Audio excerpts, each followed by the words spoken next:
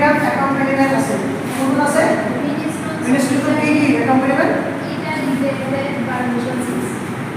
Italian hall. So to Italian hall, graded permissions is to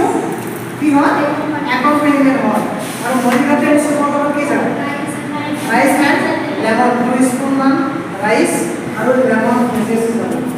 আর দিয়া হল veg soup এটা জানিলে soup এটা হয়ে যাবে ভেজ আর নন ভেজ মনত রাখাত একদম সহজ